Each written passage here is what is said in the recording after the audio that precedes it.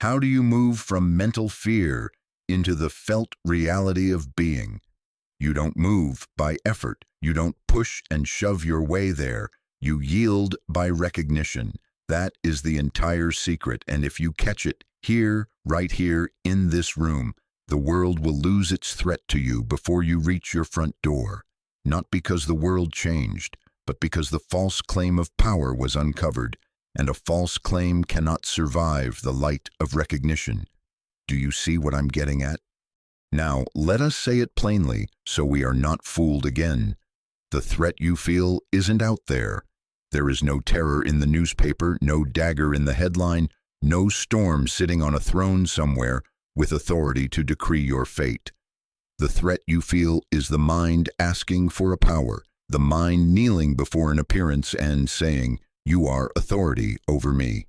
That sentence, that hidden allegiance, is the entire machinery of fear. It isn't the appearance that frightens you. It is the meaning the mind assigns to the appearance, projected into a future, glued to a memory, dressed up in self-protection and masquerading as intelligence. But it is only the mind's play of pictures. It makes no difference what picture it paints if we do not sign it with our consent. It makes no difference. Hold to that. Must we learn to fight these pictures? Certainly not. Stand ye still. The battle is not yours, but God's. Do you hear the instruction in that? It is not poetry, it is practical law. If you take up arms against a picture, you give it substance. The moment you battle a cloud, you make it a stone. You'll bruise yourself upon a nothing. But if you stand still, if you refuse the mind's request for a power, you withdraw the only fuel the threat ever had, your belief that it could act on you. There is no other fuel. Now you see, we are dealing with principle, not with persons and things. We are dealing with the way consciousness operates, and you must become very clear on this in order to be free. What is a threat? Let us take it apart. A threat is a sentence the mind whispers, "If this happens, then that will destroy me." It stitches a memory of yesterday to the fear of tomorrow and calls the patchwork wisdom. It draws up a list: economy, health, reputation, the children, the climate, and then it asks you to bow. It seems so responsible, doesn't it? As if panic were prudence. But understand me, the mind's interpretations are not facts. They are cartoons, moving cartoons, yes, with loud colors, but cartoons just the same. And cartoons have no power unless you step into the screen. So when I say it makes no difference, I am not saying the form does not appear. I am saying the appearance has no authority. Authority belongs to being, to the maintaining principle that is forever being itself. And you reach it not by motion but by recognition. How do we recognize? First, you stop running. Stand ye still. Let the sentence resound until the body hears it, until the nerves stop rehearsing a battle scene that never occurs. Non-resistance is not passivity. It is the most active thing you will ever do because you withdraw the bribe the mind is soliciting, your attention. The mind asks, "Pay me in worry, pay me in planning, pay me in argument." And you answer, "No, the battle is not mine. I will not fund a fiction." That is the first yielding. Second, you set a guard at the door of speech and thought, not with force, not with a club, because that too is mind fear, but with a quiet inner reply that you can carry like a chalice. It makes no difference. The report? It makes no difference. The rumor? It makes no difference. Why? Because cause is not in the rumor. Cause is being, and being is not reactive. Being is principle, forever maintaining itself as fullness. Do you see where I'm going? If you let yourself be swung back to effects, you will forever tremble at their shadows. If you turn to cause, you find the presence that does not need to be persuaded, only recognized. But now, treat this as something sacred, secret. This is not for the marketplace of the mind. Don't run out and make a slogan of "it makes no difference" and paste it on every conversation. Don't argue it on street corners. Keep it within, as a pearl you are not yet ready to cast. The mind loves to steal holy words and turn them into banners for its parade. We will not give it that satisfaction. Hold this within your own being until it proves itself as peace. Then and only then let your life, not your tongue, speak it. I know the objection that rises, but the facts, the bills, the test results, the letters. My dear, facts are forms. Forms rise and fall. We are not denying their rising and falling. We are denying their right to be law over your life. There is one law, one maintaining life, and it is not startled by your mail or your calendar. Does it make any difference, really, if the grace of being is the law of your existence? If the sun refuses to appear on schedule, do you panic, or do you recognize the law behind the cloud? You recognize the law, and in that recognition, the cloud loses its power to frighten. So it is with every supposed threat.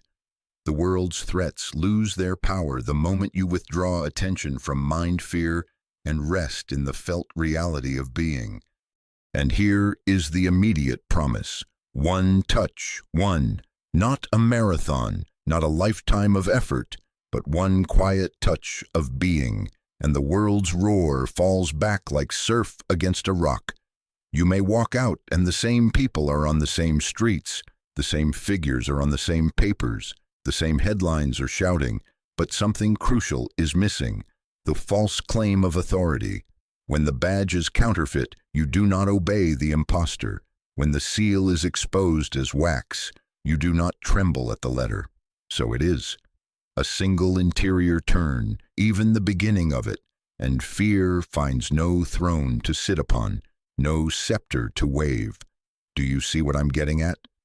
Therefore, in this class, let us not aim to move 1 inch outward. Let us withdraw our wandering and come to rest. Sit quietly, even now as you are breathing, and let the ancient word do its work in you. Stand ye still, the battle is not yours. Let your attention unhook itself from the moving picture. Let it return secretly to the silent fact that is always present, always being itself as your very life. Do not try to believe it. Belief is the mind's counterfeit. Recognition is enough. Recognition is grace. We will build on this. But for now, keep this as a sacred trust. Do not chatter it away. Do not test it with the mind's experiments. Simply be still and notice how the demand for panic loosens when you refuse to supply it. It makes no difference what face fear wears if the inner eye is set on cause. In that setting, threat is seen for what it is. The mind's asking for a power you will not grant. Stand ye still. And in that stillness you will feel being, quiet, self-sustaining, unafraid, being itself as you. Forms rise and fall, so why should they frighten you? It isn't a riddle, it's the most practical question you can ask in this room, because look here, everything your mind calls security belongs to the parade of forms. Money, a form; reputation, a form; the report from the doctor, the market's uptick, the headline's promise or threat, forms, all of them. They are effects, not cause. Cause is being, presence, grace, the creative, maintaining, sustaining principle. If you will write that on your heart, you will not tremble at the next ripple on the surface, because you will know where the ocean is. Do you see what I'm getting at? Let's take it down to the ground where you live. Today there is a check in your hand, and you breathe a sigh of relief. Good. I'm not against checks, but tomorrow the check is misaddressed, or the postman drops the bag into the drink. Don't think it can't happen. Or even more respectable, the account that looks so fine today is drained next week by a necessary expense. And then what? Does your peace go out with the outgoing tide? Or suppose your name is praised in a circle this month and an unkind rumor turns the air sour next month. And then what? If your breath is tied to applause, you will suffocate when the room grows quiet. Or look at the body. The mirror smiles on you one season and startles you the next. A number rises on a page, or a number falls. And then what? If your sense of life belongs to those numerals, you will live on a seesaw, and sooner or later, you will be afraid to move at all lest the board tip.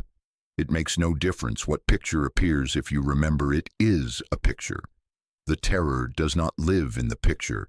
It lives in the power you assign to it. Now, the hidden bargain of fear is this. Listen closely, because this bargain is ruining the peace of the world every day, that if only you can control the next outcome, you will be safe. If only you can nail down the bank and the body and the opinions around you and the weather and the politics and the future schedule, then you can relax. Do you know what that is like? It is like moving deck chairs around in a storm, congratulating yourself that your place setting is straight, while the sea rises and falls beneath the entire ship. That is what the mind calls prudence. It is nonsense, because safety is not in the next outcome, and if you have lived long enough to try that path, you know it. There may be a momentary quiet when a form pleases you, but it never confers safety. It can't. Forms don't have that capacity. They are effects. The next gust proves it. So then, must we despise forms? Certainly not. Must we stop being grateful when good forms appear? Certainly not. You may rejoice in them as you would in flowers on the table. But now you see, the gratitude must be rightly placed, or else it becomes idolatry, worship of the vase instead of the life that makes blossoms. The point is not to banish forms, but to unmask the lie that they are a power.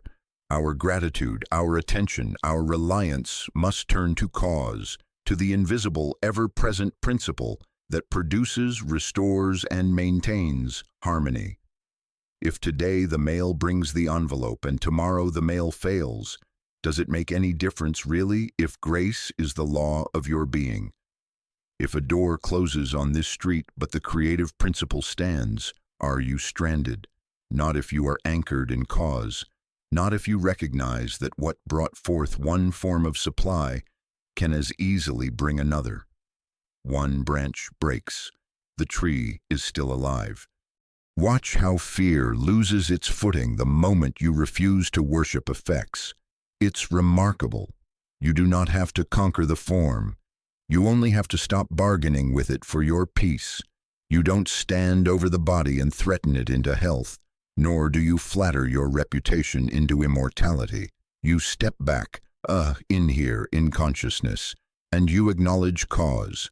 You say within yourself, quietly and secretly, there is a maintaining principle of being, which I am not cajoling but recognizing. That which generates also sustains. That which sustains also restores. My safety is in being, not in the next outcome. And then come what may, up or down on the paper, praise or blame in the air, the seesaw cannot command you to mount.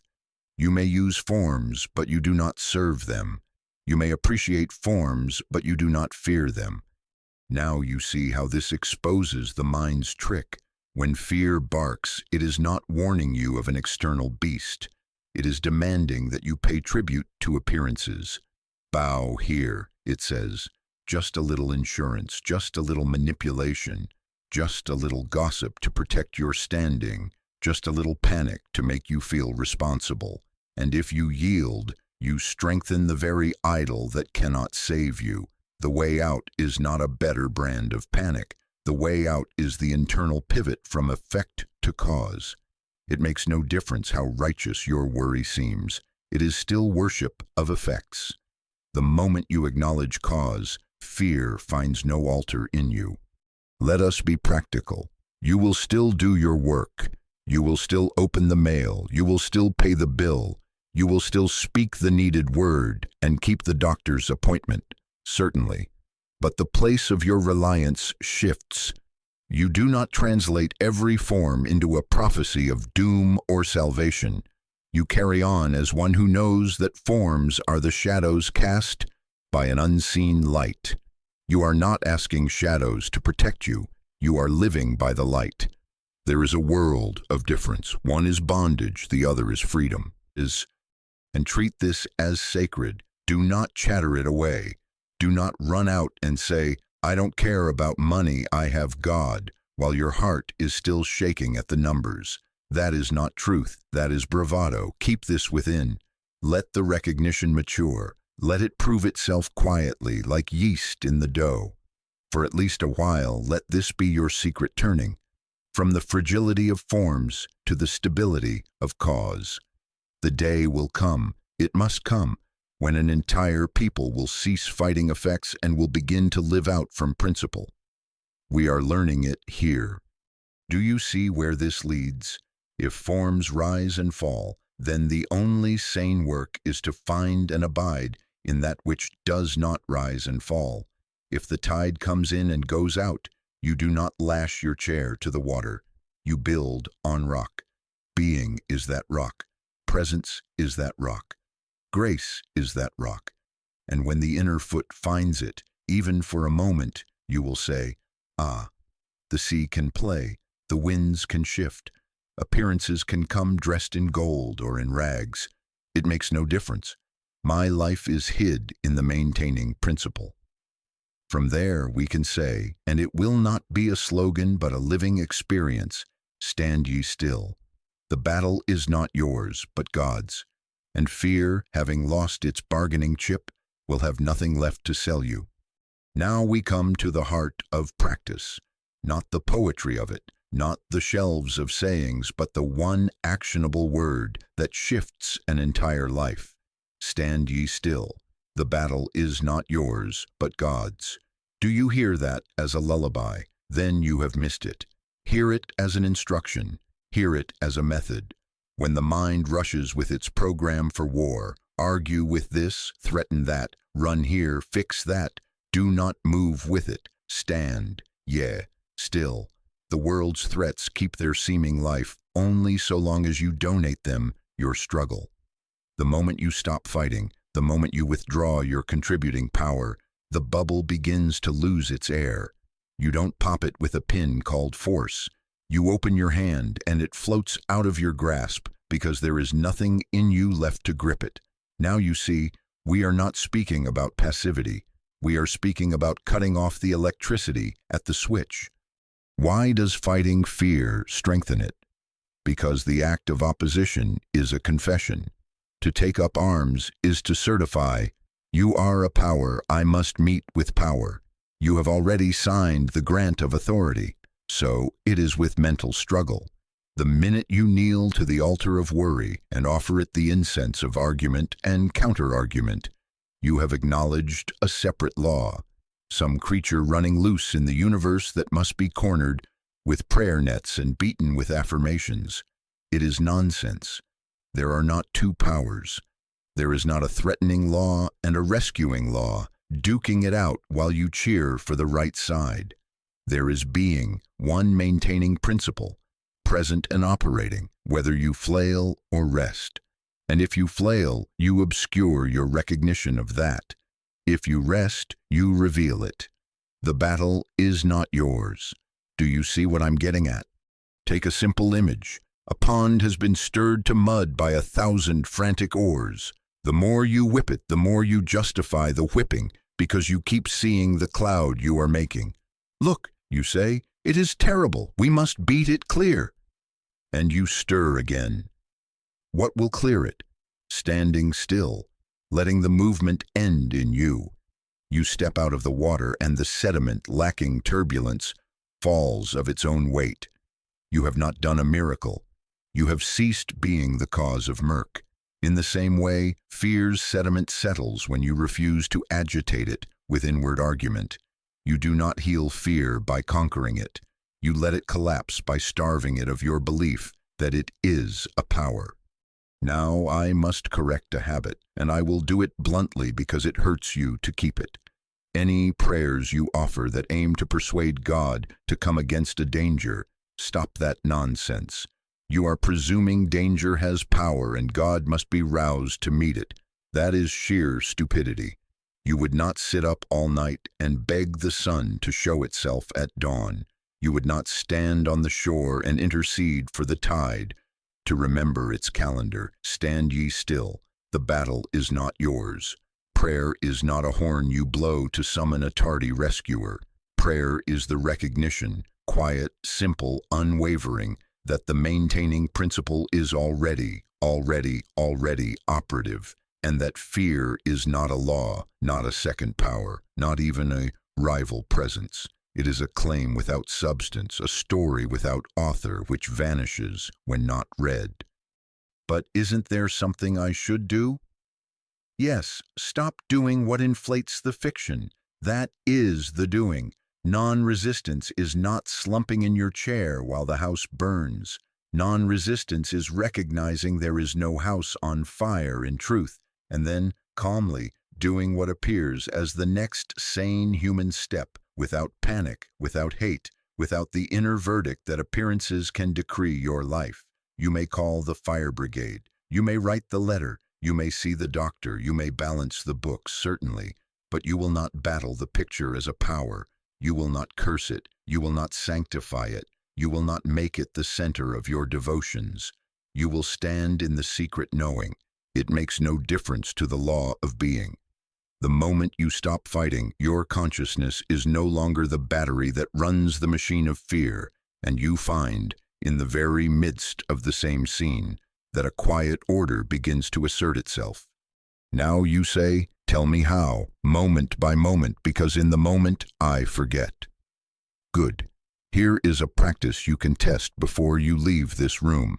The next time a threat thought appears, what if this?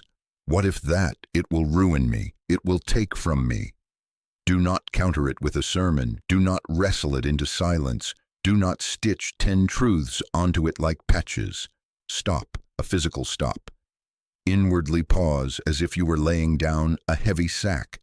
And then, without drama, say within yourself, this is not power, not this will go away if I say it enough, not God please make it not power. No, simply recognize this is not power, then do nothing for 3 breaths. Do you hear me? Nothing, no fixing, no bargaining, no peeking around the corner to see if the monster is still there. 3 breaths in and out, as if you were consenting to be carried. Now watch what happens, not out there, but in here. You will sense, if only a degree, the loosening of the clamp, the reduction of compulsion, as if a noisy engine were suddenly idling instead of revving. That is the effect of withdrawing your donation. Fear cannot run without your electricity. Some of you will object. But isn't saying this is not power itself a battle? Not if it is recognition instead of argument. To declare the non-power of a claim is not to attack. It is to see. You are not swinging a sword. You are taking your hands off a rope you have been tugging. And if the mind rushes back with, yes, but, look at the facts, you do not fight the yes buts. You watch them come and go like crows flying over a field you are not obliged to chase. Stand ye still. Every time you refuse the tug of war, the claim uses itself up, because it is only a movement of mind asking for your grip to keep it taut. Without your grip, it sags and lies there, a rope, nothing more. Let me give you another way of saying the same thing so it comes home. When a child has a nightmare and wakes crying, do you argue with the tiger? Do you pray the tiger into kindness? You hold the child. The holding is not fighting the picture. It is replacing the child's allegiance with presence. So it is with you. The mind screams its dream at you, and you have been baptizing the tiger with attention, trying to tame it with meditation tricks. Have you noticed? The more you pet it, the more real it becomes. Stop petting it. Hold to presence. Stand ye still. Let the roar spend itself without your commentary. Now, treat this as something sacred. Secret. Do not turn this into a performance for your friends, announcing, when fear comes, I just do nothing. That's bravado, and it will collapse the first time the wind rises. Keep it within. Let the success of this practice be measured by your peace. not by your talk. Day by day, you will discover that what you feared does not require your fists, only your absence from the fight. Error has a way of destroying itself unless you take up arms against it. You will see that. You will watch forces that came at you to haunt and to terrorize begin to quarrel with themselves, to dissipate, to reveal no core, provided you do not enter the arena to crown them with your attention. And do not mistake gentleness for weakness. It takes a deeper courage to stop than to swing. Anyone can hurl a thought at a thought. It takes recognition to be still. It takes faith, not in outcomes, but in principle, to let the gust pass without building a wall against it. Walls fall, principle remains. Be still and know that I am God. Not be still and negotiate better odds. Be still and know. In that knowing, the world loses its right to conscript you into frantic service. You might act quickly, you might speak firmly, you might change a plan, but you will not do it as a soldier of fear. You will do it as one who has already ceded the battle to that which maintains itself. And strangely, wonderfully, you will find that the actions taken from stillness are far more effective humanly than all the scrambling you once called responsibility. What if the fear returns? It will. The mind has habits. Do the same. Stop. Recognize. This is not power. 3 breaths. Stand ye still. Then carry on with the next simple step in front of you without drama. Repeat, not to prove anything to anyone, not even to yourself, but because it is sanity. Over time, the interval between the first bang of the drum and your standing will shorten until the drum has no parade to lead. You will live more and more in the quiet conviction that the battle never did belong to you, that victory and loss are words the mind uses for forms, and that your life is hid with God, with being, with the I that is. So in this room, let us stop fighting, not because we surrender to danger, but because we refuse to worship it as a law. Let us stop praying as if there were 2 powers and start recognizing the one. Let us test it, not tomorrow, not after we have read another book, but the next time the heart tenses and the mind pulls out its maps for war. Stand ye still. The battle is not yours. Watch how the world's insistence upon threat withers when you no longer serve as its priest. And in the quiet that follows, you will feel it, the gentle, unwavering presence of being, already maintaining itself as your very life. It makes no difference what mask the claim chooses tomorrow. The method remains today. Stand ye still. Now, since we have agreed to stop fighting, let us be equally bold and stop begging. Do you see the connection? As long as you imagine a God somewhere who must be stirred, persuaded, bribed with tears or promises, you are confessing 2 powers, a danger that moves first and a deity that hopefully moves second to mop it up. That is why your prayers tire you. That is why you finish pleading and return to your chair, still expecting the knock on the door. You have not been praying. You have been bargaining with a picture. God is not a reactive agent. Being is a maintaining principle. It makes no difference what gust moves across the surface. The principle is not running around catching leaves.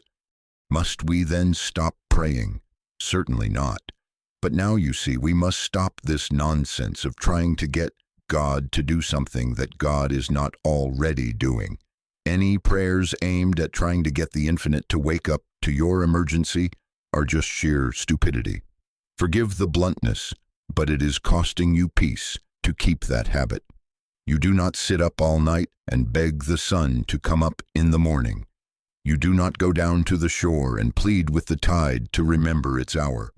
The sun is not persuaded by your sighs. The tide is not adjusted by your worry. They move by law, creative, maintaining, sustaining. So it is with being. Being is already being itself. already maintaining itself as order, as life, as supply, as harmony. Your fear says, start now, danger comes. But being is not a man you must rouse from sleep. Being is the perpetual is. Be still and know that I am God. Not be still and coax me. Be still and know. Let us correct the misuse of prayer right here in this room. If I pray hard enough, God will protect me. Do you hear the poison hidden in that? Protect me from what? From a power that can act without God. From a law that can set itself up against the maintaining principle. You have admitted the very idol that steals your sleep. The moment you try to recruit God against a second power, you have broken the first commandment in the most religious way possible. And then you wonder why fear returns. It returns because you have enthroned it in your theology. There are not two powers. There is not a cunning threat out ahead, and a reluctant God trotting behind. There is one life, one law. It makes no difference which instrument the one employs today, a person, a payment, a new path, because the law behind appearances is consistent. Your pleading does not make it so. Your recognition reveals what is so. But what then is prayer? Prayer is realization. Prayer is recognition. Prayer is the inward, secret acknowledgement, without drama, without bargaining, that being is present, intact, complete, here, now, and therefore the threat is only a suggestion. Now, if you do not like the word suggestion, choose another, claim, picture, rumor of mind, anything but power, because to call it power is to kneel to it. Real prayer does not kneel to claims. Real prayer rests in principle. You do not argue with the wind. You close the window. You do not take the ocean to court. You build on rock. In the same way, you do not prosecute appearances. You turn inwardly to the rock that does not move, and you abide there until the noise ceases to be a law in you. Let me ground this where you live, because this is not philosophy. You are in a sick room. The mind begins its liturgy. If only God would come. If only God would touch this, would give this, would change this. Stop. That if only is a denial of omnipresence. Either being is here or being is not. If being is here, then life is here as law, not as a favor. If life is here as law, then your work is not to import it, but to recognize it, to sit in quiet, to still the inward bargaining, to feel the gentle, unargued fact of presence. You see, the very tone changes. No drum beats, no orders to heaven, just realization. And because realization is alignment with principle, harmony appears, not because you caused God to act, but because you ceased acting as if there were another cause. Or you say, the numbers frighten me, the account is low. And the mind says, pray hard, perhaps God will provide. Listen, God is not a grocery clerk. Supply is not an item to be delivered if you knock on the back door at the right hour. Supply is the activity of being maintaining itself as your life. You cannot summon it. You can only stop denying it. And you deny it every time you measure your safety by figures on a page. The tide goes out. The tide comes in. Does it make any difference, really, if you live by the sea? You plan your walk according to the rhythm. You do not scold the water. So it is. Form rises and falls. Being remains. Prayer is not scolding the water. Prayer is remembering the sea. Now you may ask, but if I do not ask, how will God know? Oh, my dear, do you think being is sitting with a ledger, waiting for your note to take up the work of universe maintenance? It is we who awaken to God, not God who awakens to us. The law is operating. The sun is shining, whether you bless it or ignore it. All your asking ever did was keep you busy, while the dawn you prayed for crept up behind you.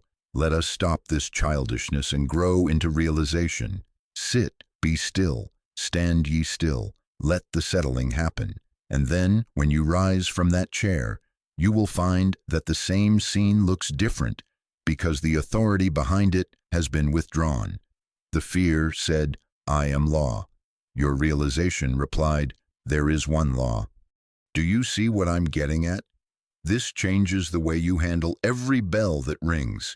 Instead of leaping into reactive prayer, God, please, quick, you take your 3 breaths, you recognize, you abide.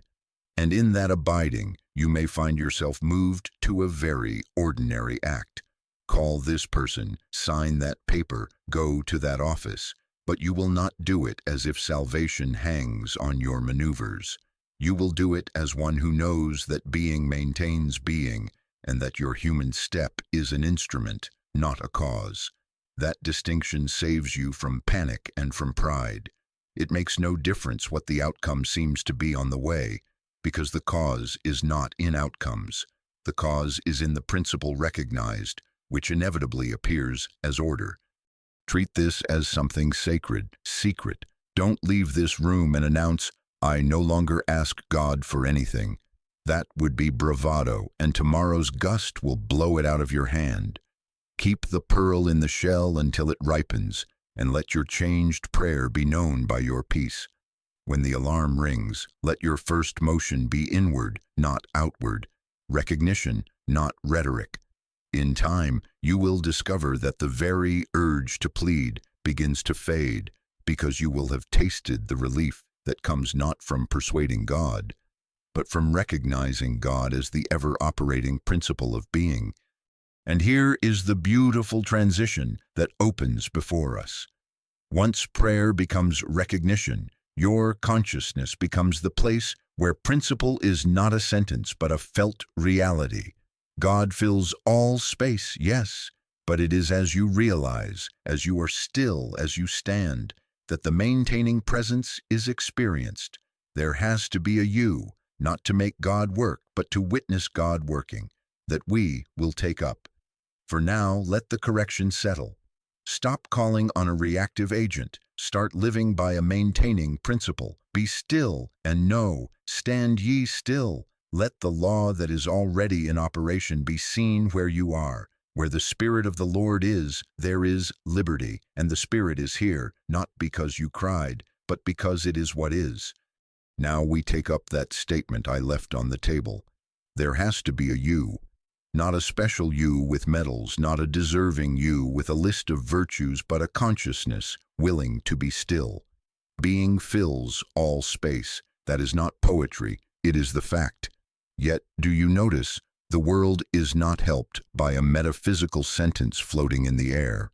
The world is helped when that sentence becomes a living presence in someone who can be still enough to recognize it. Electricity is everywhere in this building, but you sit in darkness until it finds a filament through which to glow. The ocean is water without boundary, and yet you cannot drink the sea. You must bring a cup. So it is. God fills all space, but it certainly isn't doing much for your office, your home, your body, except as it finds expression through an individual consciousness, open enough, quiet enough to let it operate. There has to be a you.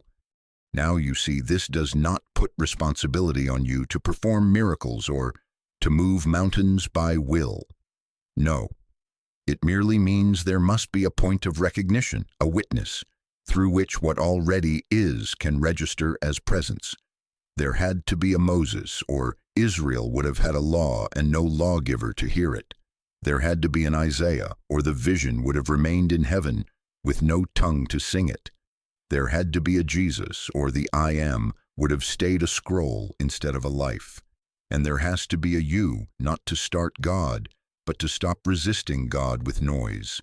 One individual in a room, sitting in stillness, can be the place where the maintaining principle that is already functioning is felt as order, and that order radiates as correction, as guidance, as peace. Do you see what I'm getting at? There is no boasting in this. It is simply recognizing the way law becomes living. But, you say, isn't thinking about God the same as recognizing? Not at all. Thinking about belongs to the mind. It chatters, it arranges words, it quotes, it argues, it promises. Awareness of belongs to consciousness. It listens, It receives, it abides, it recognizes. Fear is the mind's noise, static on the radio, the buzzing of 1,000 flies insisting, "Attend to me, I am a power." Being is the quiet under the noise, the clear signal that does not shout because it is not in competition. If you keep twisting the dial with nervous fingers, you never let the station lock in. To hear the music, you must stop fidgeting. Stand ye still. The battle is not yours. In that stillness, the signal that was always in the room organizes itself in you as clarity. You have not imported it, you have tuned to it. Let us make this plain, because this is a class, not a pageant. The way you move from thinking about to awareness of is by ceasing to energize the noise and consenting to be a witness. You do not drive out thoughts. You outgrow their authority by non-attention. The pond clarifies when the oars stop. So here is the practice. We will call it a doorway, nothing more. And we will take it right now in imagination so you can take it again in your chair at home. Sit you down quietly, not as a posture of demand, not as if you were starting a machine, but as if you were putting away your tools for the evening. Let the body rest. Let the hands find a comfortable position. Let the breath come home to itself without your management. And now let the noise have its say. Yes, let it. Do not sermonize it. Do not correct it. Do not explain it away. What about the bill? What about the report? What about the pain? Fine, you may speak, but I will not take you as law. 3 breaths, do you remember? But this time not as a trick, rather as a modest way of consenting to be carried. In, out, in, out, in, out. And then, without a syllable of petition, turn inward to simple recognition. Presence. Here. Not a power I summon, not a visitor I entertain, not a light I switch on. Presence that is. Presence that was here before the fear invented its drama. Presence that will be here after the drama changes costume. If words try to help, let them be few and let them fall away the moment they have done their job. Be still and know. Not be still and repeat, be still and know. If a thought barges in with urgency, you need not slam the door, it has permission to pass. You will not go with it. You remain as awareness of, not as the next sentence in the argument. And as you remain, you will discover, perhaps early, perhaps later, a softening in the atmosphere. The same room, the same chair, the same body, but now with a sense of arrival instead of chase. That is not suggestion. That is recognition. The channel has not produced God. The channel has ceased interrupting God. Now, you will be tempted to measure this by fireworks.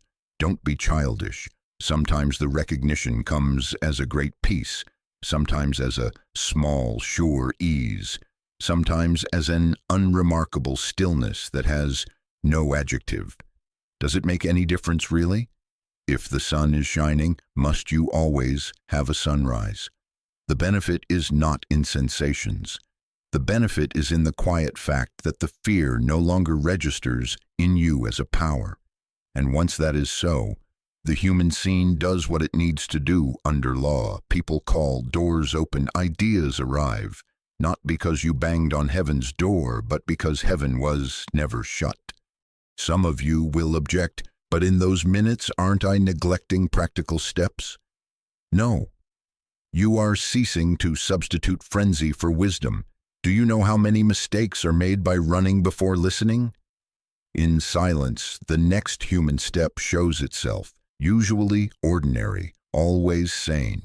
Call this person, rest the body, send that note, or do nothing now. The act is not sacred, the stillness is. The act is an instrument, the presence is cause. And because you have let cause be cause, the instrument makes music instead of noise. It makes no difference which instrument it is today. The cause is consistent. Why insist that there has to be a you? Because the law must be witnessed to be of value in this world.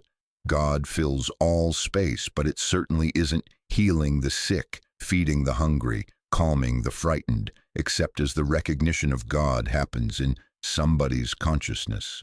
There had to be a John to see the dove.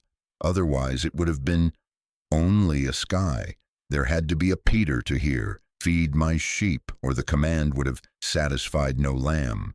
If you say, "But isn't that arrogance?" No, arrogance is believing you can add to God. Humility is consenting to be the place where God is seen. There is nothing to boast of in a window because light passes through it, but we must wash the glass. So take this as a daily sacrament, and I use that word deliberately. Sit you down quietly. Let the noise speak. You need not hush it. You need only fail to enthrone it. Turn to presence. Sense, even if faintly, that beneath the moving picture there is a changeless I am here. Do not name it loudly. Do not parade it. Treat this as something sacred, secret.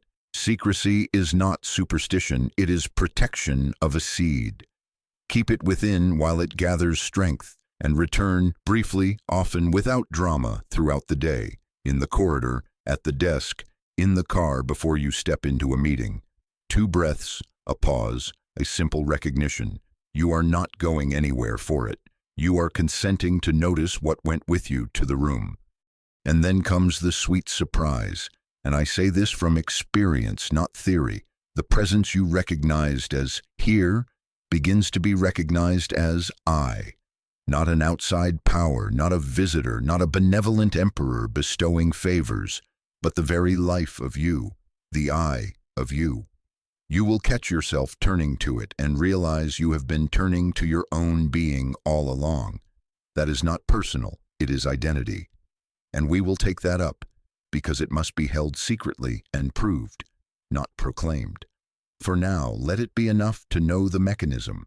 Being becomes practical as you become still. It is felt where you are because you are willing to stop being the author of the noise. Stand ye still, be still, and know. Where the Spirit of the Lord is, there is liberty, and where you are still, the Spirit is known as liberty, not in a book, but as breath, as poise, as the gentle government of a day. So in this room, in your room, in every room, let there be a you who consents to be a channel, not by doing, but by ceasing to do what blocks the view. The world does not need more words about God, it needs more windows. Wash the glass, sit down quietly, let the noise wind down, recognize presence, allow the law that always is to be what you know here, and as you rise, rise as one who has heard the music and will let it play through whatever instrument the hour requires. That is how being becomes felt and practical. That is how the invisible law becomes visible peace. And that, my friends, is why there has to be a you. Now let us be very practical, because theory does not quiet a midnight heart. There is a touch, very simple, very plain, that every one of you can make in the time it takes to answer a door. I do not mean a vision. I do not mean a trance. I do not mean the thrill that comes and goes like weather. I mean the bare, unmistakable fact of existence prior to thought, the simple isness that was present before you named yourself and will be present after the mind exhausts its story. It is not produced by you, it is recognized by you. And the recognition can be practiced here and now without candles, without phrases, without any help from circumstance. Do you see what I'm getting at? We are going to test the statement that being is not reached by struggle but by a turn, one interior turn, from fear's narrative to awareness of what is. Let us set up the scene the way life actually does. The phone rings with news, the letter arrives, the body signals a pain, the mind leaps like a dog. This means danger, this will grow, this will ruin, this will last. That is the mind asking for a power. It is saying, bow to me, fight me, feed me, make me the law. And we have learned, have we not, that to oppose it is to enthrone it, and to plead with God to fight it is to confess 2 powers. So in this very moment, we will not wait for a softer hour. You make the single turn. First, notice the story. You need not approve it. You need not fix it. Just notice it as story. Ah, there is the mind's movie. That acknowledgement without battle is the beginning of non-resistance. Second, let the body register its urge to defend. The tight throat, the clenched belly, the fingers reaching for the calendar, the mental rehearsals. We will not shame these reflexes. They are like the wind moving across the surface. It makes no difference that they move. Third, and here is the pearl, locate awareness itself. What is it in you that knows the tightness without becoming a tightness? What is it that hears the words danger, ruin, last without being those words? Do not look out for it. Turn as if you were looking back through your own eyes to the simple fact that you are aware. Do not make a picture of awareness. Do not hunt for a glow. Just be the noticing. In this very breath, before another sentence is added, sense the plain I amness before adjectives. If any words are useful at all, let them be child simple and let them fade. I am here. Not I am afraid, not I am safe, not I am this or that. Pure, bare I am. That is the touch. It is not dramatic, it is not stamped with fireworks, it is quieter than quiet.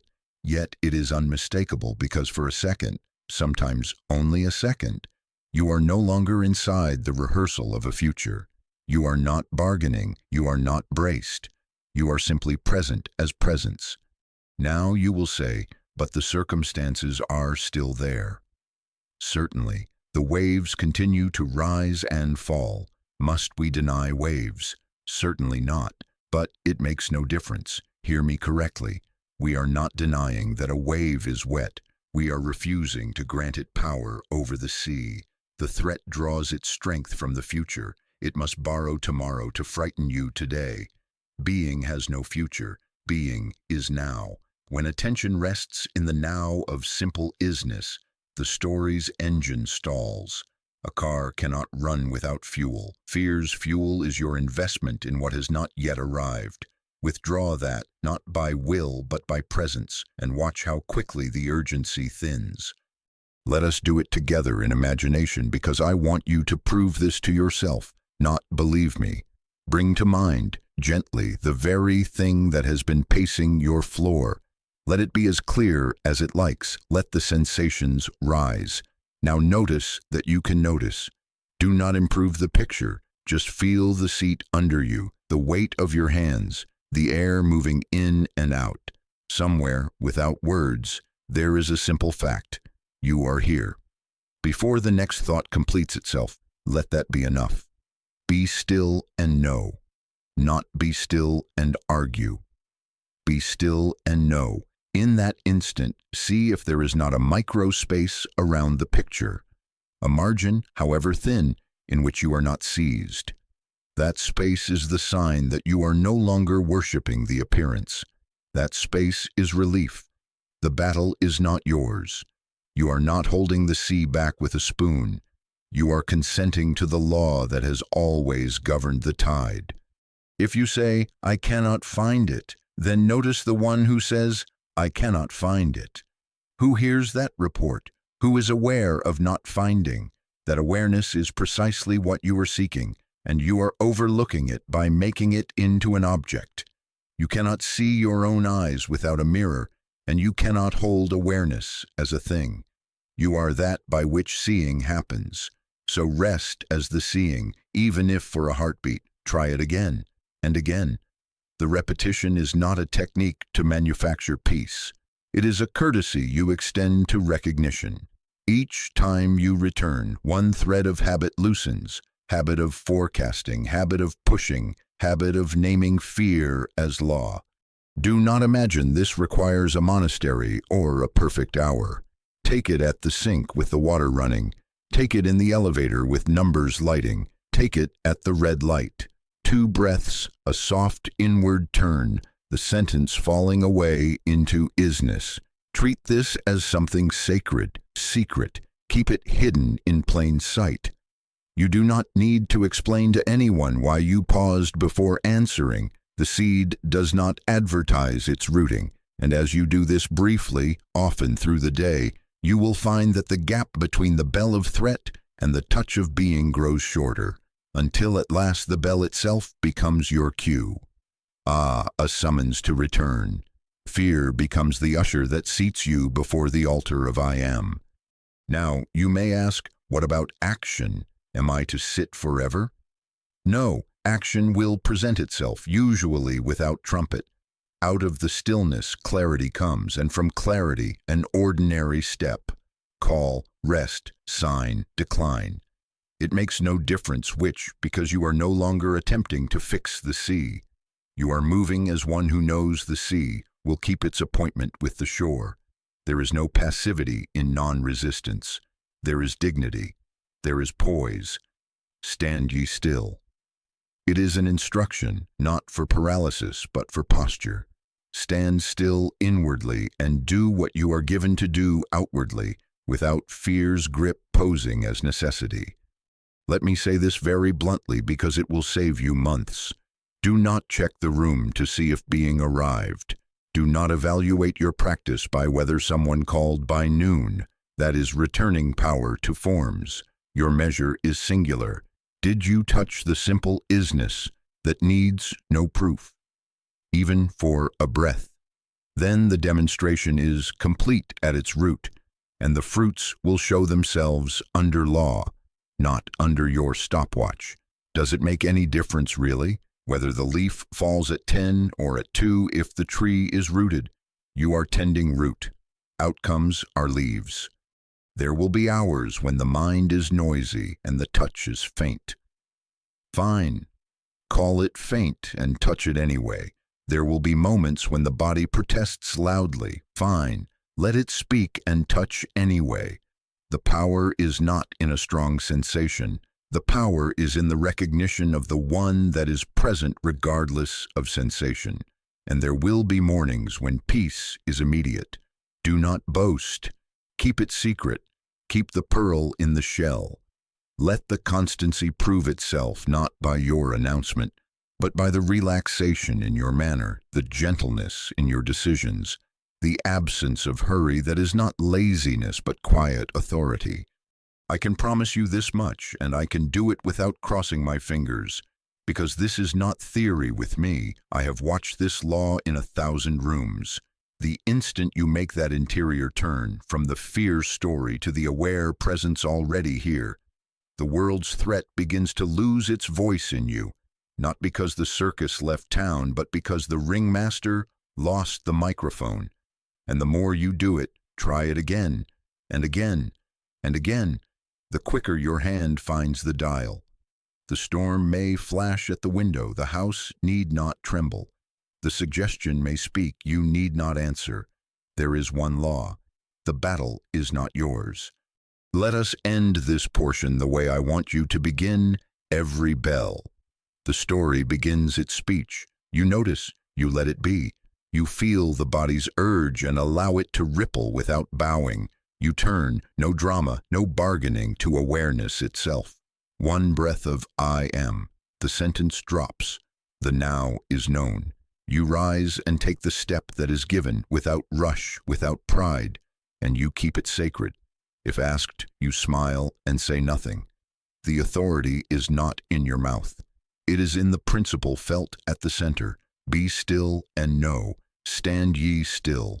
Where the Spirit of the Lord is, there is liberty, and where you turn to the simple isness, liberty is no longer a promise. It is a presence. That is the touch. Test it now. Test it tonight. Test it in the hallway. Each recognition is not another attempt. It is the same presence unveiled, and in that unveiling you will begin to understand why the world's threats, however painted, cannot frighten what never trembles, the I that is I am. Now let us say plainly what you have been feeling in hints. The world may go right on presenting storms and telegrams and diagnoses and criticisms, and yet in you it will have lost its sting. How is that? Is it that the newspaper stopped printing, the wind forgot to blow, the critic found another hobby? Not necessarily. The paradox is this: appearances can continue to parade, but their threat dissolves the instant you see that the power you feared was never in the form. It was in your belief about the form, in the mind's insistence that an appearance carries authority. Withdraw that belief and the mask falls. Now you see, the parade can march, but it cannot command.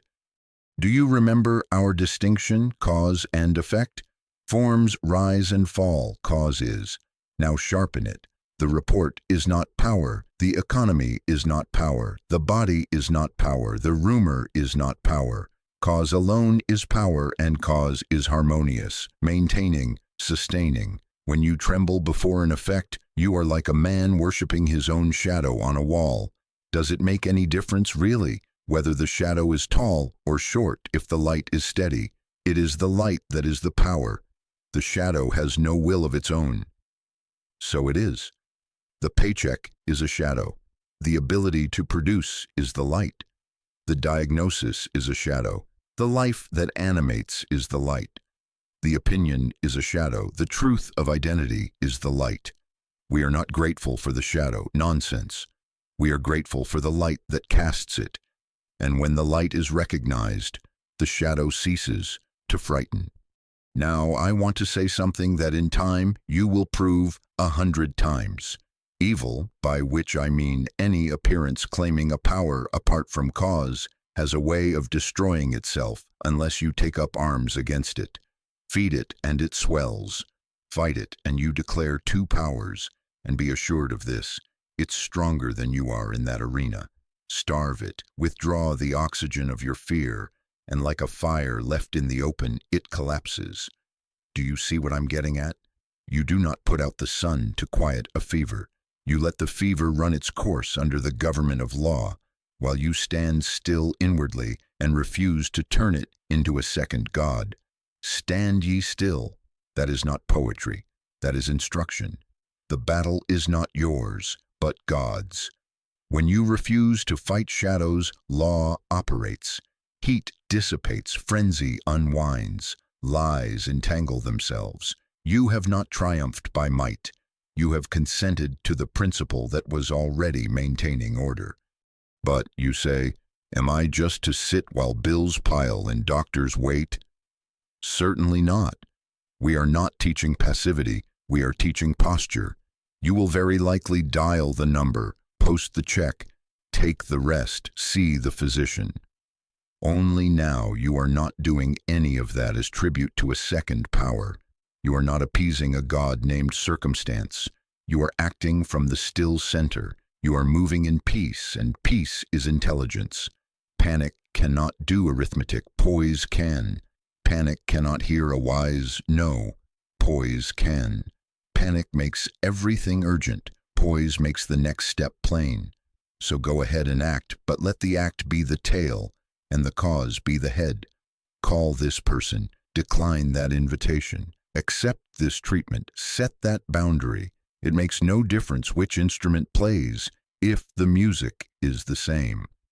Our business is the music, not the fingerings. Consider for a moment what happens when you do not feed the appearance with belief. The threatening email sits in the inbox like a match without a striker. The report lies on the desk like a weather forecast on a day already lit with sun. The body's twinge is noticed, cared for, and not crowned. Because you have not crowned it, it cannot command. This is not bravado, it is the quiet arithmetic of law. Fear is projection, it lives on tomorrow. Being is presence, it lives only now. Withdraw tomorrow and fear has no stage. Withdraw opposition and so-called evil finds itself shadowboxing, and lacking a partner, it tires. This is why I tell you over and over, non-resistance is not weakness, it is the revelation of non-power. You refuse to lend a microphone to the puppet, and the show goes on without a voice. So let us integrate what you have practiced. When a suggestion rises, you will fail. You will lose. This will last. Acknowledge it as the mind asking for a power. Fine. You may speak, but I will not enthrone you. Then stand still within. Touch the presence you have learned to touch. One breath, a falling away of sentences, a recognition of I am here. From that center, take the human step that is given without drama. Pay the bill from peace, not as ransom. See the doctor from peace, not as worship. Answer the critic from peace, or don't answer at all from peace. Because you did not battle, there is nothing in you for the suggestion to hold. Because you did not plead with God to fix a second power, sheer stupidity. You have not divided the kingdom. Principle stands as one, and in that oneness, appearances either reform under law or pass away as chaff. Now you see why, though storms still pass the window, the house need not tremble. The timbers of your dwelling are not nailed with events. They are joined with recognition. Where the Spirit of the Lord is, there is liberty. And where you stand in that Spirit, where you let the maintaining principle be what it is, liberty is not an idea you admire. It is the atmosphere you breathe. This is sanity. This is safety. Not safety from every raindrop, but safety from granting rain the throne. Not safety from every letter, but safety from assigning letters a scepter. The throne remains where it belongs, and because the throne is not vacant, no pretender can rule you. Do you ask, can I live this way on Tuesday morning with the inbox loaded and the body tired? Yes, and you will, if you will adopt one more simplicity.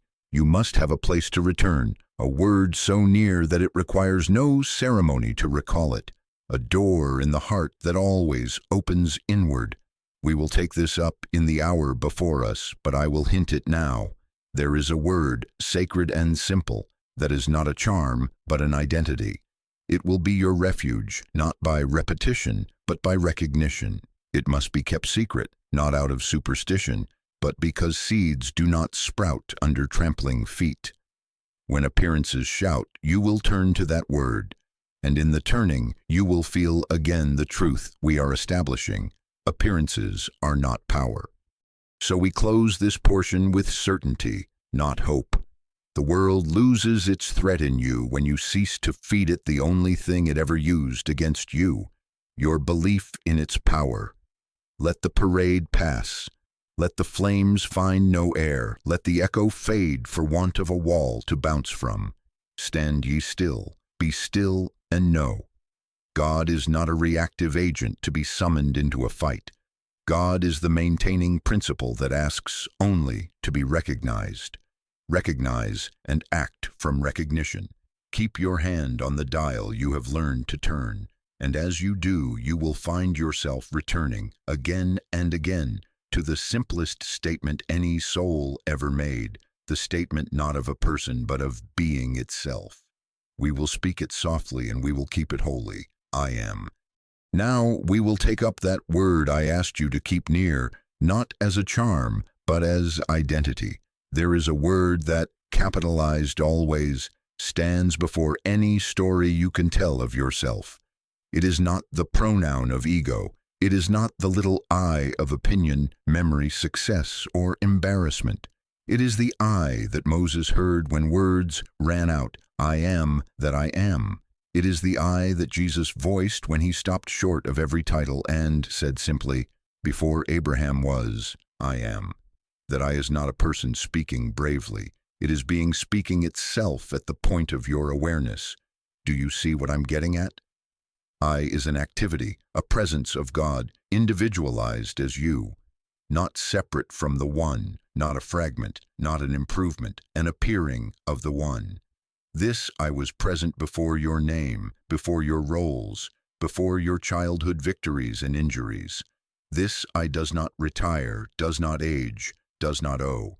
It is the life of your life, the light of your awareness, the law of your being. When I speak of I am not inviting you to decorate your personality. I am calling you to recognize the impersonal, holy identity that stands quietly behind your mask and mine. Now, I must warn you immediately, and I do it for your safety. Treat this as something sacred, secret. Do not go out of this room and say to the first person you meet, I am this, and I am that, and I have discovered the great password. That is not wisdom, that is sheer stupidity. It is as if someone gave you a seed of rarest fruit and you poured it in the street to show the neighbors. Seeds do not sprout under trampling feet. Truth does not ripen under applause. Keep this within. Tell no man. Lock it up as a pearl in your own heart until it has rooted, until it bears its own evidence in stability, for at least a season, 2 years if need be. Hide this babe, carry it into Egypt, and let no Herod of conversation or argument come near it. Why? Because the human mind, quick as it is, will counterfeit this word. It will take what is sacred and try to make of it a show, or worse, a weapon. It will say, "Ah, I am, therefore I can get, I can control, I can impress." Nonsense, that is not I, that is appetite in Sunday clothes. Must we then never speak? Certainly not. But hear me, speak only as demonstration. Let the word I be written in your manner before it is inked in your mouth. If the peace of inner recognition settles your voice, if gentleness touches your decisions, if hurry falls away without laziness, then perhaps, when asked, you will whisper to one who is ready, "There is a word." Otherwise, keep silence. Do you see? We do not argue truth. We do not sell it. We do not parade it. We dwell in it. He that dwelleth in the secret place of the Most High shall abide under the shadow of the Almighty. The secret place means exactly that, secret. The power of this I is not in advertisement. It is in realization. And let me correct another common folly before it wastes your weeks. Repeating I am, I am, I am, as if it were a charm to romance the universe into doing your will is just mental noise. To chant I am while your insides tremble and your mouth calculates results by noon is not practice. It is fear wearing beads.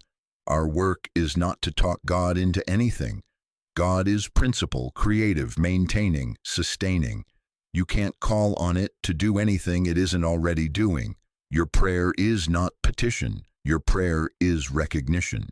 So when I say I am pointing you not to words, but to the present fact of being. I is the door. Don't paint the door and stand there boasting of its color. Walk through. How? With the same inward turn you have practiced, only now with a holy simplicity. I. Try it the next time a suggestion rises. The mind shouts, "This will fail, this will last, this will cost." Fine, let it perform. You, without argument, return, not with a speech, but with a feeling for existence itself. Inwardly, gently, breathe the word I and let it point, not to a picture, not to a hero, but to the bare, steady sense of being here. I. Let the second half of the sentence fall off. Not I am afraid, not I am safe, not I am this or that. Only I, until the coloring fades, and what remains is presence without adjective. That is not hypnosis, that is holiness. In that stillness, you are not manufacturing peace. You are recognizing the peace that is the atmosphere of being. Be still and know, stand ye still. The battle is not yours, but God's. But, you ask, how will I know it is not my ego pretending? You will know because ego always needs an audience, and I needs none. Ego wants to report, I wants to rest. Ego plans what to say about it at lunch. I forgets to mention it tomorrow because it has moved on as grace into the doing of the day. Ego swells, I steadies, and you will know because the fruits differ. Ego leaves you on tiptoe, tense around its treasure. I leaves you seated in your own life as in a chair made for you, ordinary and astonishing at once. There is less defense, there is less judging. There is a sense, however slight at first, that the government is upon his shoulder and not upon yours. If you will make this your secret, you will have a refuge that does not ask for quiet rooms or correct lighting. At the sink, listen, I. In the elevator, one breath, I. In the parking lot, before the key turns, I. In the bed, when the ceiling has too much to say, Return to I. Do not do it as penance. Do not do it to get a thing. Do it to dwell where reality is already whole. Dwell in the secret place. Not visit, dwell. Take little trips there through the day until the trips overlap and become a residence. You are not trying to build a fort against the world. You are consenting to be at home in God as God is at home in you. Where the Spirit of the Lord is, there is liberty, and where I is recognized as the Spirit individualized, liberty ceases to be promise and becomes the climate of your thought. Now, of course, the mind will test you. It will say, if this is so, change this at once. Do not be drawn out. It makes no difference whether the leaf falls at 10 or at 2. Do not use I to bargain. Do not stand at the window ordering the weather as a trick. That is magic, and we are not magicians. We are witnesses. Let the word lead you to the presence, and let the presence govern as law. Outcomes are leaves. You are tending root, and you will find, watch how gentle it is, that action becomes natural. From the hush of I, you will place the call, decline the invitation, take the treatment, set the boundary as serenity directs. No trumpet, no drama, the dignity of non-resistance moving as intelligence. Keep your counsel, keep your pearl. When asked for reasons for your calm, smile and change the subject, unless the question is an opening given by grace. Treat this as something sacred, secret. For a time, let even your family believe you have simply become more patient, more thoughtful, less hurried. That will be witness enough. In due season, if the tree is good, the fruit will tell its nature. Then perhaps the word will be given you to speak to one of your own, and it will not be argument. It will be bread. I am the bread of life, not the person, the presence, and you will speak it not as claim, but as sharing what feeds. I will give you one more interior help. Sometimes the mind will not allow even a clear, I am. In such hours, reduce the word to a hum of being, I, and stop. Let the rest be silence. Place your attention not on the syllables, but on the fact that there is an aware life here before any thought. Rest in that, like a bird that knows the air without naming it. Each time you are able to abide there, even a breath, the old habit, naming a second power, weakens. You are not adding holiness, you are unveiling it. So we make our covenant here quietly. We will not parade this. We will not argue this. We will not hire it to fetch us toys. We will honor it as identity and dwell with it as refuge. And as we do, life will continue to give us bells, emails, bills, diagnoses, opinions. Each bell, instead of stirring panic, will become the cue to return to the secret place. Ah, a summons to I. That is how this deepens into practice, and we will take it up in our next hour. For now, take this word down into the heart, lay it on the altar within, and keep the door shut. I.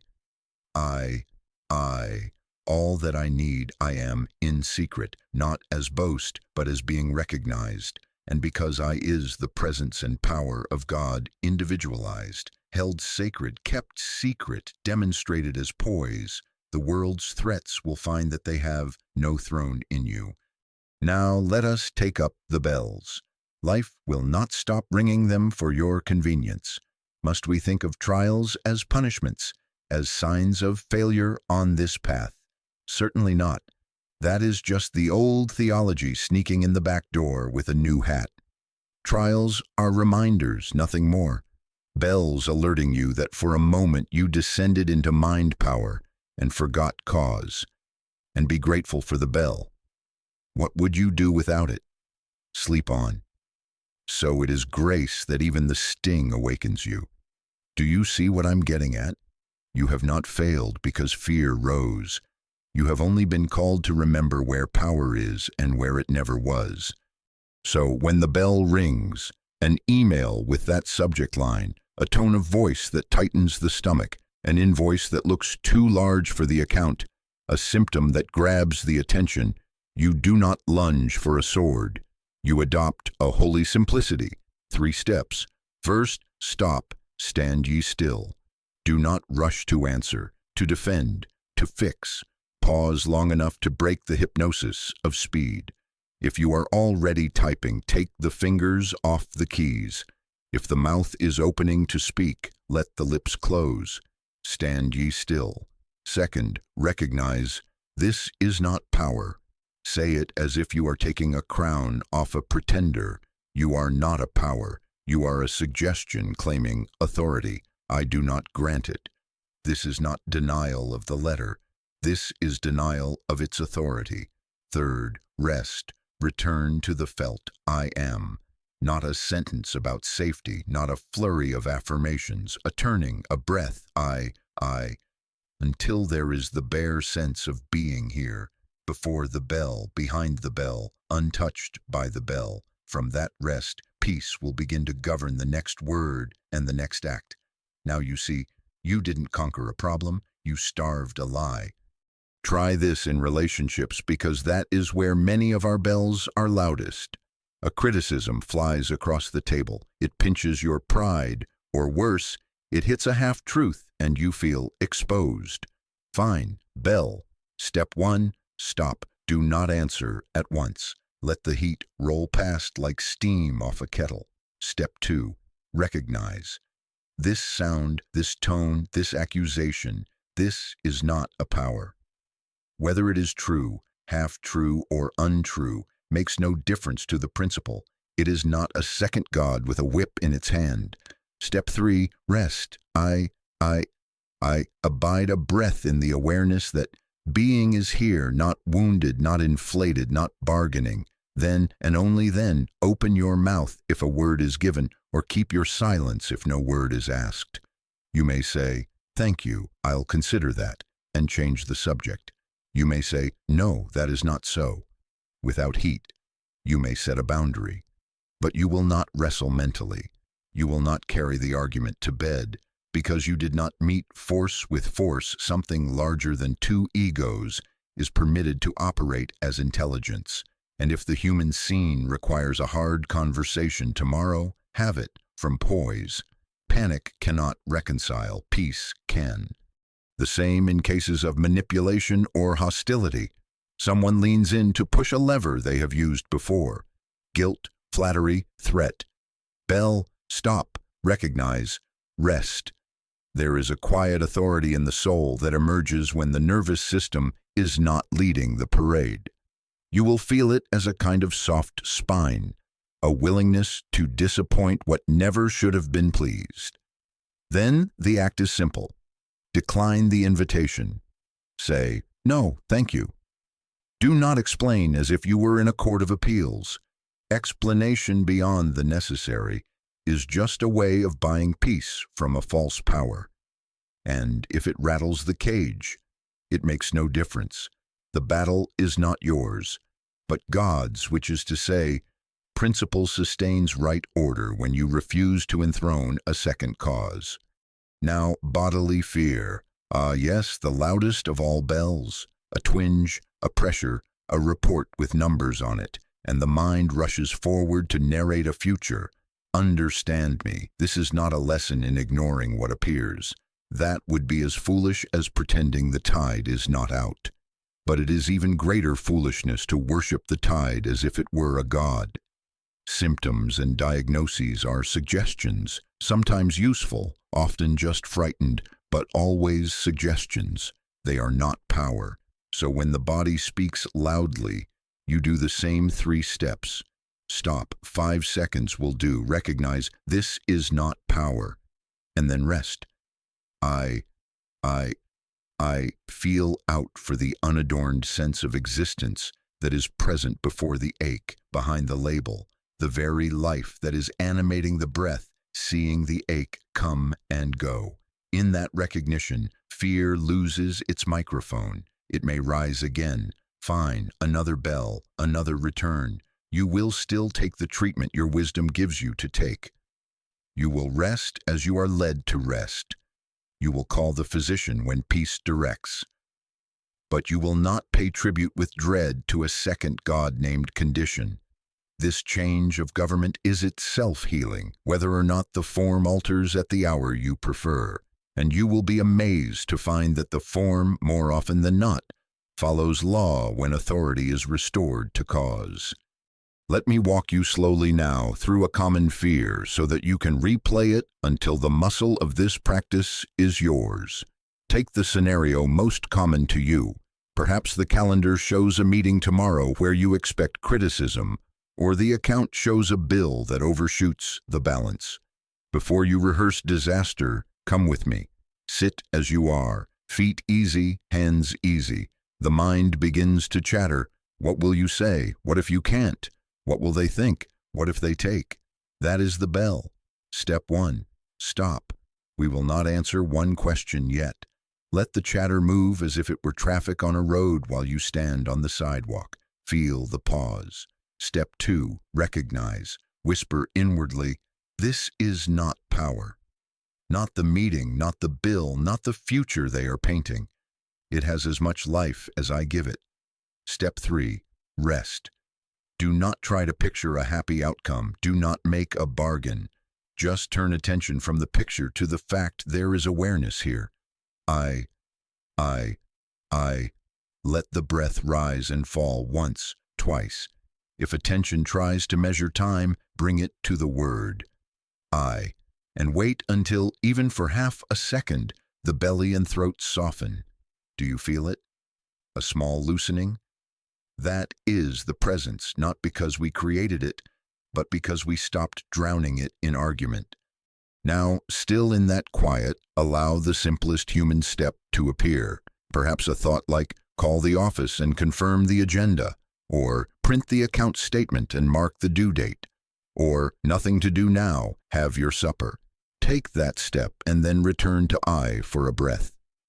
Now, picture yourself walking into the meeting room tomorrow while remaining with I. Don't rush. Walk very slowly in imagination, feeling the floor under your feet and the breath undisturbed. If a face appears frowning, do not fix it. Return to I. If the mind throws a sentence, they will say, nod to the bell and return, I, and see yourself sit, eyes quiet, spine easy, not as a performance, but as a man or woman at home in their own life. You are not manufacturing courage. You are refusing to donate authority to conjecture. And in that poise, your ear becomes accurate. You will hear what must be heard, and what must be let pass will pass like wind over a field without bending the grain. Practice the same walkthrough for the bill. In imagination, sit at the table with the paper before you. Bell, stop, recognize. This is not power. Rest, return to I, feel the breath. Then, in slow motion, reach for the pen or the phone, whichever peace recommends. If nothing is clear, do nothing now. Go wash the dish. Walk once around the block. While you walk, I. These are not delays. These are refusals to enthrone a false god called urgency. When you come back, you will find the next step ready. Perhaps an arrangement to be made honestly. Perhaps a surprise you could not have arranged. And yet it shows itself when the air of fear is not clogging the room. Do you see how practical this is? Where the Spirit of the Lord is, there is liberty, and it enters the scene through the individual who consents to stillness. You will say to me, but the bells ring often. Yes, and do you know what that means? It means grace affords you many chances to return home in a day. And the day will come, it must, when you will catch the bell at the first chime. A glance at the subject line, and you will already be at I. A tone of voice, and you are already in the chair of your own being, unhurried, unafraid. And when you miss it, because you will, does it make any difference? Only this. You will notice sooner, turn sooner, rest sooner. Fear becomes the doorway to peace as surely as shadows prove the presence of light. We are not trying to make an easy world. We are learning to live in the world without granting it a throne. So treat every trigger as a call to chapel. 3 steps, simple and secret. Stop, stand ye still. Recognize, this is not power. Rest. Return to the felt I am. Do not publicize your practice. Do not ask for applause.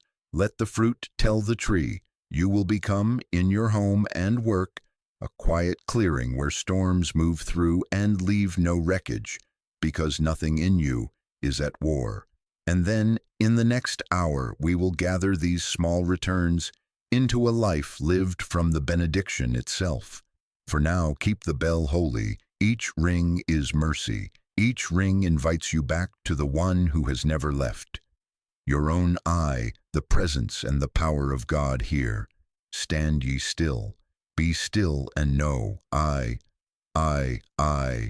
Now we gather these little returns, these pauses and turnings into one benediction, and we do it quietly, without show. Be still and know that I am God, not tomorrow, now. Where the Spirit of the Lord is, there is liberty. Not the liberty of new arrangements arriving on your timetable, not the liberty of having won an argument or escaped a bill, but liberty as a climate of the heart because presence is recognized as the only cause. Do you see what I'm getting at?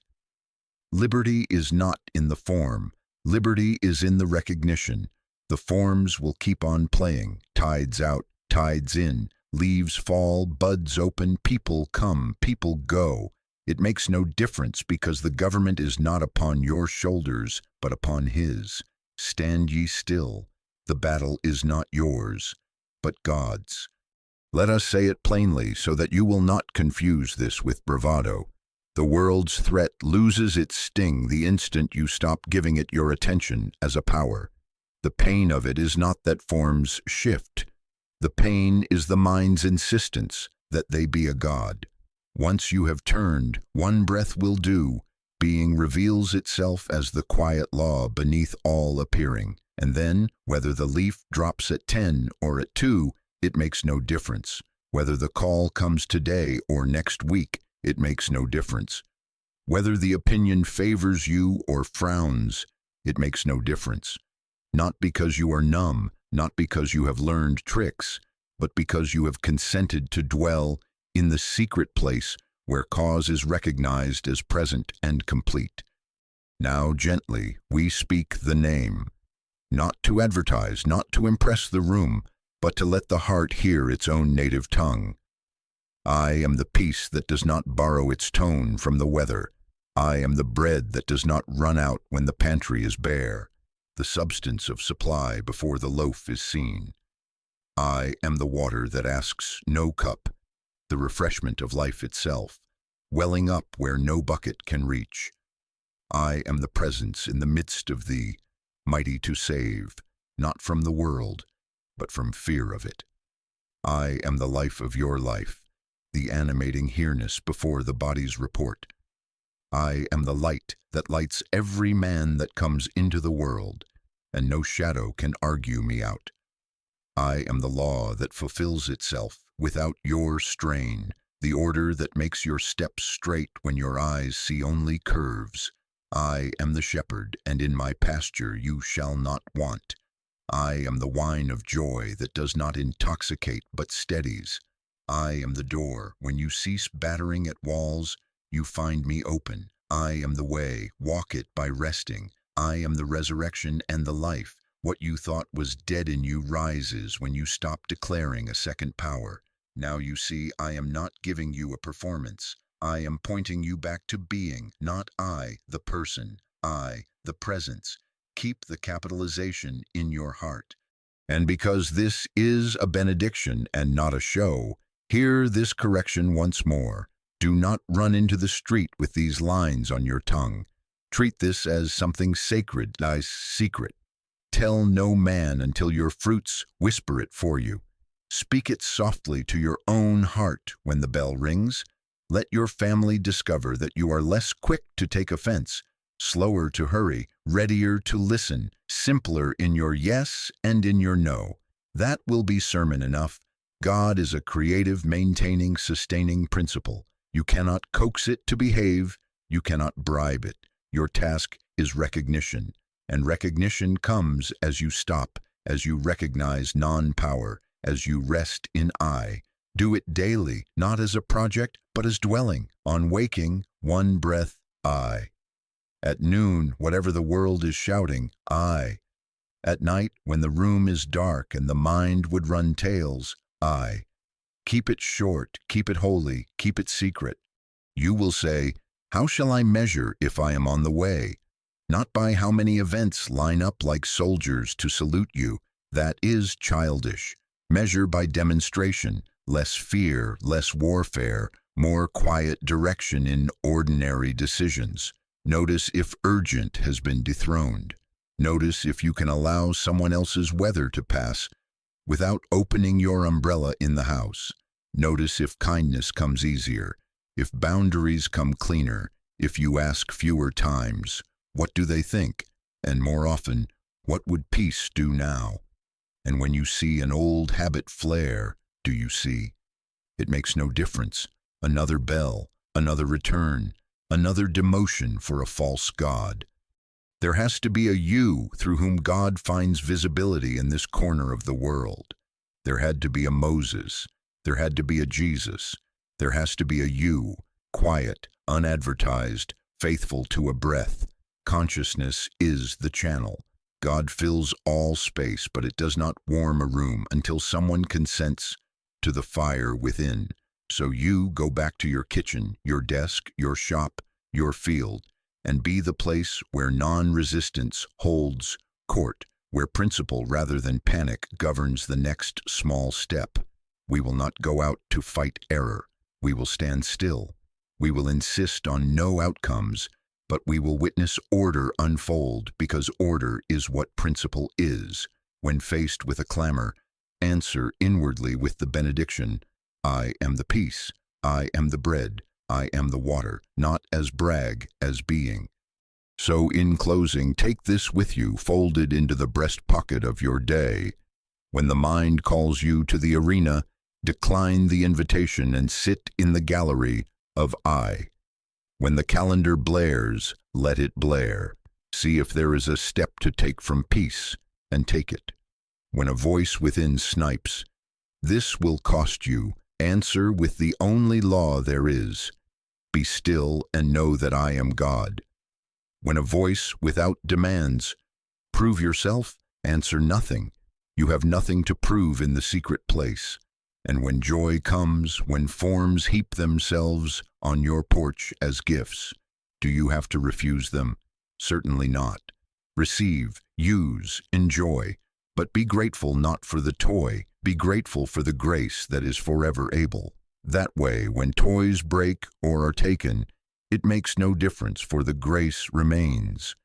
I leave you with the word, as I received it and as it received me. I am the peace here. I am the presence here. I am the life here. I am the bread, the water, the light, the way. I am the law in the midst, the shepherd of this moment, the resurrection of what I thought lost.